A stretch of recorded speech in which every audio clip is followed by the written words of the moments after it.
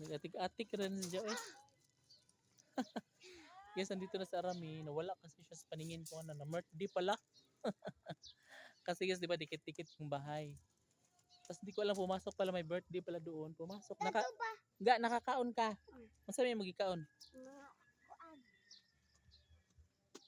Mo din nawa siya. Pa, eh, ang kimahugad na dali. Dali ang kimahugad na. Na birthday this joy ta mo dahing bugat sa oh. Madahing guys, kaya bumigat si Arapi kasi nakakain pala siya sa birthday han. Sige, patang ugi na mala. Kita mala. Kita.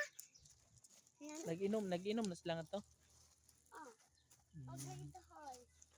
Dito to sa gym. So hindi ako naka guys, pansin. Birthday pala doon. So dito tayo maggala-gala muna tayo no. Ay nga rin taga oh. The breaking in the heart of the drum. Mahog ka da Arami. Ay nga rin tagi ganyan tugtog da. So guys, grabe ha. Didilim na naman siya guys no. Pero hayaan mo na siyang dumilim eh. Karapatan niya naman yan. Ha? Hoy babae. Dito tayo. Dong no? Dong wala ka na birthday dong. Ano sabi na? Paisud. Ano yan? Paisud.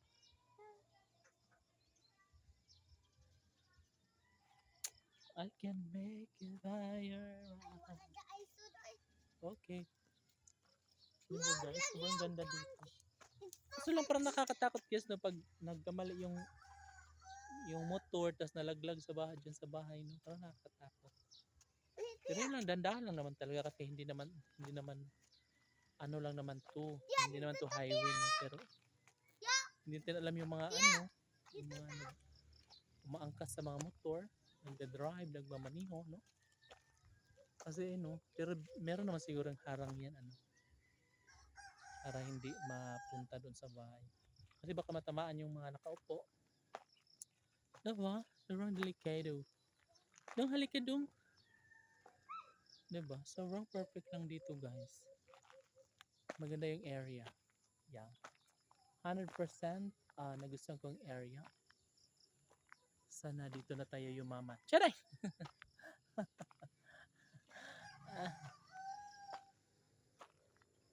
And tingnan nyo dito guys oh. Diba? Malapit na siya matapos talaga. Konting kembot na lang at mabubuo na siya ng bongga-bongga. Wait.